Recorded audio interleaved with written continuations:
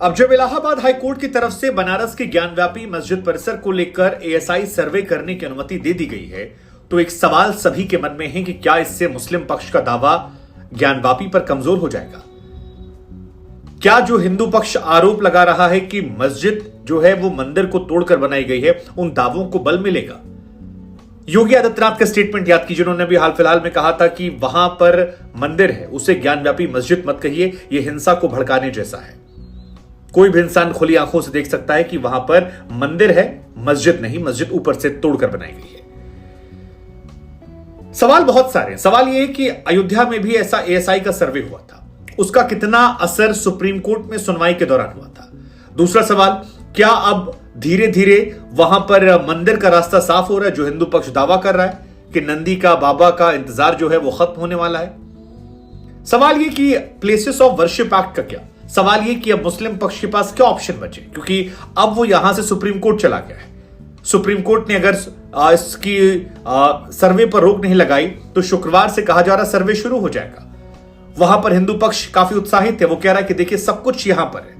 उधर इलाहाबाद हाईकोर्ट की तरफ से प्रीतिंकर दिवाकर जी की एकल पीठ ने कहा कि न्याय के लिए सर्वे बहुत जरूरी है, ये इजाजत दी, सर्वे कीजिए, कहा कुछ एहतियात बरतिए, खुदाई मत कीजिए, नुकसान मत पहुंचाइए, लेकिन न्याय के लिए इस सर्वे का होना जरूरी है। इस मामले को लेकर एक बार ये पूरा विवाद जो है वो भी हम आपको समझा देते हैं। इस विवाद की शुरुआत जो है औरंगजेब काल में तो जो हुई थी वो हुई थी, लेकिन आखिर में जो विवाद है वो 1809 से शुरू हुआ था, जब मस्जिद परिसर के बाहर नमाज पढ़ने को लेकर कहा जाता है उस दौर में सांप्रदायिक दंगे हो गए थे। इसके बाद साल 1984 में यहां पर दिल्ली में धर्म संसद होती है, तब अयोध्या पर, मथुरा पर और काशी पर, इन 3 जगहों पर दावा करने की बात कही गई थी।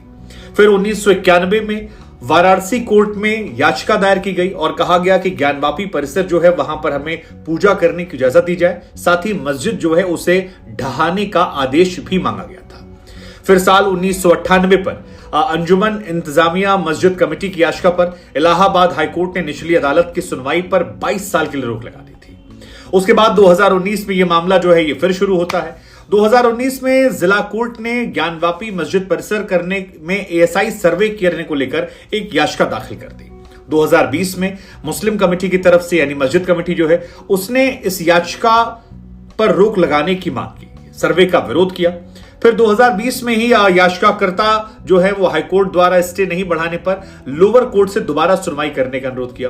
फिर 2021 में 17 अगस्त को मां श्रृंगार गौर के लिए 5 महिलाओं ने अलग अलग याचिकाएं दाखिल की ताकि वो वहां जाकर पूजा पाठ कर सके।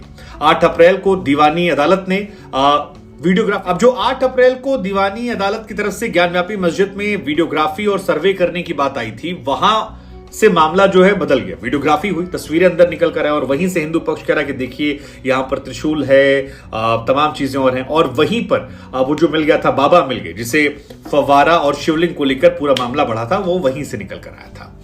इसके बाद 14 अक्टूबर को वाराणसी की जिला अदालत ने शिवलिंग जैसी आकृति वाले कार्बन डेटिंग करने की याचिका दायर की गई थी। हिंदू पक्ष का दावा था कि वो शिवलिंग है और मुस्लिम पक्ष जो कह रहा था कि वो फव्वारा है। उसकी कार्बन डेटिंग की याचिका दायर की गई, लेकिन उसे फिर खारिज कर दिया गया। फिर 10 नवंबर को सुप्रीम कोर्ट मामले की सुनवाई करने के लिए तैयार हुआ, एक पीठ गठित हुआ। इसके बाद उसकी आयु, जो आकृति मिली थी शिवलिंग जैसी, उसकी आयु निर्धारित करने का आदेश जारी किया गया कि लेटेस्ट टेक्नोलॉजी के जरिए ऐसा किया जाए। इसके बाद फिर 19 मई को सुप्रीम कोर्ट ने आयु निर्धारित करने वाले सर्वे को भी टाल दिया। फिर जिला अदालत ने 21 जुलाई को वहां पर सर्वे करने की बात कही। इसके बाद 24 जुलाई को सुप्रीम कोर्ट ने 26 जुलाई शाम 5 बजे तक रोक लगा दी, कहा कि पहले हाईकोर्ट से परमिशन लेकर आइए, हाईकोर्ट इजाजत देगी तो फिर देखा जाएगा। 27 जुलाई को सुनवाई होती है और उसके बाद हाईकोर्ट ने एएसआई पर जो फैसला था, एएसआई सर्वे पर, उसे सुरक्षित रखा, कहा 3 अगस्त को सुनवाई करेंगे। इसके बाद 3 अगस्त को इलाहाबाद हाईकोर्ट ने एएसआई सर्वे की इजाजत जो है दे दी और यहीं से अब मामला जो है वो सवाल पैदा हो गया कि सर्वे की इजाजत मिल गई है, अब सुप्रीम कोर्ट इस पर रोक लगाएगी या फिर यह मामला बढ़ जाएगा। हालांकि यूपी के मुख्यमंत्री योगी आदित्यनाथ की तरफ से स्पष्ट कहा गया कि ज्ञानवापी को हम मस्जिद कहेंगे तो इससे विवाद बढ़ेगा। वो कहते हैं कि भगवान ने जिसको दृष्टि दी है वो देख ले, त्रिशूल मस्जिद के अंदर क्या करता है, हमने तो नहीं रखे हैं ना, ज्योतिर्लिंग है, वहां देव प्रतिमाएं हैं, दीवारें चिल्ला चिल्ला कर कह रही हैं कि वो हिंदू मंदिर है। ये एक पहलू निकल कर आया है। इसके अलावा आप समझने की जरा कोशिश करते हैं कि सर्वे से क्या क्या हो जाता है और किन किन तरीकों से सर्वे होता है। तो पहला सर्वे जो है वो बनावट के आधार पर होगा, वास्तुकला की जांच होगी और वास्तुकला की जांच में पता लगाया जाता है कि किस राजा के दौर में, किस काल में ये मंदिर जो है ये खड़ा किया गया था।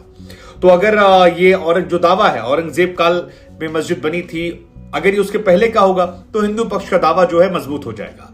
तो प्राचीन मंदिरों में त्रिशूल, मगरमच्छ, कमल, कलश तमाम कलाकृतियां मिलती थी और उनकी उम्र पता करने के लिए यह सर्वे होगा कि ये एएसआई पता करेगी किस दौर की ये बनावट है। दरअसल हर धर्म में अलग अलग तरह की बनावट होती थी और उसी आधार पर एएसआई सर्वे करेगी किस दौर की बनावट है, किस तरह की बनावट है। दूसरा जो है वो कार्बन डेटिंग की जाएगी। कार्बन डेटिंग आप लोगों ने सुना होगा, जब शिवलिंग को लेकर या फुवारा जिसको मुस्लिम पक्ष कह रहा था उसका सर्वे चल रहा था, तो वो माना जाता है कि क्या लेटेस्ट टेक्नोलॉजी है जिससे सटीक नतीजे निकलते हैं कि कितनी पुरानी ये बिल्डिंग है। तो खासतौर पर जो नीचे वाला हिस्सा है जिसको हिंदू पक्ष कह रहा है कि हमारा मंदिर है, जिसके ऊपर अलग से ढांचा तैयार किया गया है, वो कितना पुराना है, उसकी उम्र कितनी है, वो स्पष्ट हो जाएगा। अब एक जो मामला था वो और गया था वजू खाने में कार्बन डेटिंग को लेकर, लेकिन सुप्रीम कोर्ट ने उस पर रोक लगा रखी। लेकिन अगर दीवारों को लेकर ये इजाजत मिल जाती है कि सर्वे इसका होगा तो उससे काफी हद तक चीजें क्लियर हो जाएंगी और हिंदू पक्ष ये कह रहा है कि आप सर्वे करवाइए, उससे पता लग जाएगा कि ये मंदिर है या मस्जिद है। तीसरा जो है वो है कि प्राचीन काल की जो अधिकांश सभ्यताएं थी, भवन थी, वो नदियों के आसपास बनते थे, तो उससे भी खुदाई करके कई बार ये माना जाता है कि आसपास कई सारे सामान जो है वो लोग दबा दिया करते थे, जैसे बर्तन होता है या कुछ और सामान होते हैं। तो ये माना जाता है कि खुदाई होती है और आसपास के इलाकों में यही लोग बर्तन कुछ सामान गाड़ते थे, तो उन सामानों को खोद कर निकाला जाता है और फिर उनसे चेक किया जाता है कि वो बर्तन कितना पुराना है या जो सामान गड़ा था वो कितना पुराना है और कैसा क्या असर रहा होगा। तो उससे काफी हद तक स्पष्ट हो जाता है कि ये कितनी पुरानी। अब जब मामला सुप्रीम कोर्ट में जा रहा है तो वहां मुस्लिम पक्ष का यह तर्क रहने वाला है कि एएसआई इस मामले में कभी पक्षकार नहीं था, फिर उसे आदेश क्यों दिए गए। और एएसआई को लेकर यह भी दावा मुस्लिम पक्ष करेगा कि अगर ये सर्वे होता है तो ये मानकर चल रहे हैं कि पूरा जो मस्जिद परिसर है वो नष्ट हो जाएगा, ढांचे को नुकसान पहुंच जाएगा, ऐसे में ये नहीं होना चाहिए। फिर उनका यह भी कहना है कि कोर्ट का इस्तेमाल किसी वादी की तरफ से और सबूतों इकट्ठा करने में ना हो, जबकि वादी की तरफ से यानी हिंदू पक्ष की तरफ से कहा गया कि उनके पास कोई ऐसे ठोस सबूत नहीं। ये मुस्लिम पक्ष की बात है। फिर सुप्रीम कोर्ट में यह दलील दी जाए कि वाराणसी जिला अदालत जो है उसने इस मामले को लेकर जल्दबाजी में सर्वे का आदेश दिया, जबकि नहीं होना चाहिए था। सर्वे टीम पहुंच गई, उन्हें फैसले की चुनौती देने तक का समय नहीं दिया गया। तो ये मुस्लिम पक्ष के आदेश होंगे, यानी उनके पास अब सुप्रीम कोर्ट से सुप्रीम राहत के अलावा ऑप्शन नजर नहीं आ रहा है।